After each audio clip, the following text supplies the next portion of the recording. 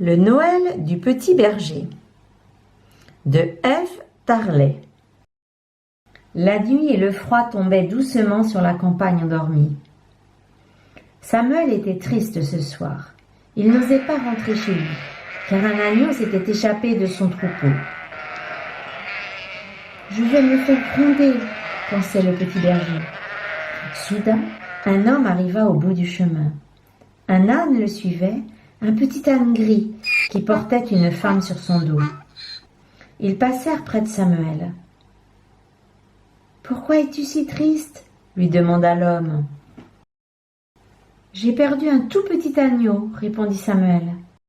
À ces mots, l'étranger ouvrit son manteau. Un agnelet dormait là, blotti bien au chaud contre lui. « Je l'ai trouvé tout recroquevillé au bord du sentier. Je ne pouvais pas le laisser, » expliqua l'homme en déposant l'agneau dans les bras du petit berger. Tout content, Samuel le remercia et accompagna un moment les deux voyageurs. Ils apprirent ainsi qu'ils se rendaient à la ville et qu'ils pensaient y trouver un logis pour la nuit. « Vois-tu, Marie attend un enfant, » expliqua l'homme. « Et je crois qu'il va naître bientôt, » ajouta doucement Marie. « Mais il y a beaucoup de monde en ce moment à Bethléem, » s'exclama Samuel. « Si vous ne trouvez rien, il y a une petite étable un peu à l'écart de la ville. Vous y serez bien tranquille. » Joseph, Marie et l'âne allèrent d'auberge en auberge, mais nulle part ils ne trouvèrent de place. Personne ne put les accueillir. Il faisait nuit à présent. « Arrêtons-nous, Joseph, » implora Marie, épuisée par son long voyage. « Nous ne trouverons rien ici. Emmène-moi à l'étable du petit berger. » Alors Joseph l'y conduisit. Entre-temps, Samuel s'en était retourné chez lui. Mais ce soir-là, il ne trouva pas le sommeil. Il pensait sans cesse à Marie et Joseph. Avait-il pu trouver un endroit où loger ? Du fond de son lit, il regarda par la fenêtre. Et comme la nuit était claire, il aperçut l'étable au loin. Une petite lumière y brillait. « Ils sont là-bas, » se dit-il. Samuel se leva aussitôt. Sans bruit, il sortit et courut vers l'étable. Quelque chose l'y attirait. Il n'aurait pu dire quoi lui-même. Lorsqu'il s'approcha, il entendit les pleurs d'un enfant. « Le bébé est né !» se réjouit le petit berger. Doucement, il frappa à la porte et Joseph le fit entrer. Là, Samuel fut ébloui.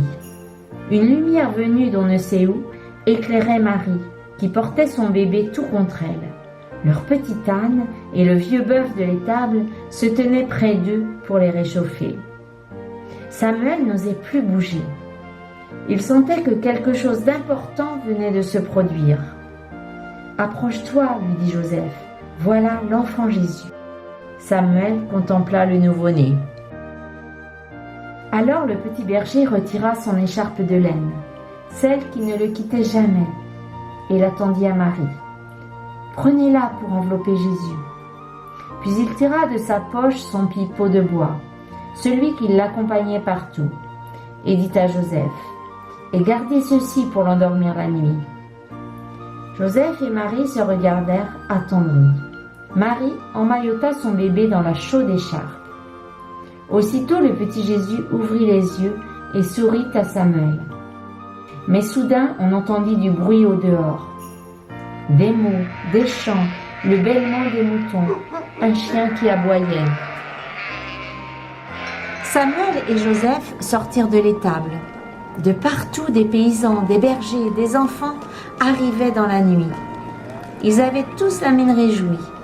Certains portaient des fleurs ou des fruits, d'autres du fromage et du miel. Un ange est descendu du ciel, enveloppé de lumière. Il nous a annoncé que le Sauveur du monde était né cette nuit, dans une étable, et qu'il dormait dans une mangeoire. Nous avons cherché partout, et nous voici. Joseph les fit entrer, et ils saluèrent Marie et son bébé. Puis, s'inclinant devant la crèche, Ils se mirent à chanter tous ensemble à mi-voix. Samuel se retira doucement. Il était heureux. Les jours suivants, d'autres bergers passèrent, car les premiers leur avaient raconté ce qu'ils avaient vécu. Plus tard, 3 mages arrivèrent après avoir fait un long voyage. Richement vêtus, ils apportèrent des trésors de leur pays lointain, de l'or et des parfums, de la myrrhe, de l'encens. « Nous sommes venus adorer l'enfant roi, dirent-ils à Marie. Son étoile nous a menés jusqu'ici.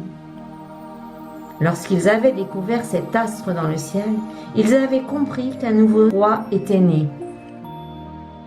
Tout au long de sa vie, Samuel repensa souvent à Joseph, Marie et l'enfant Jésus. Jamais il n'oublia cette merveilleuse nuit de Noël.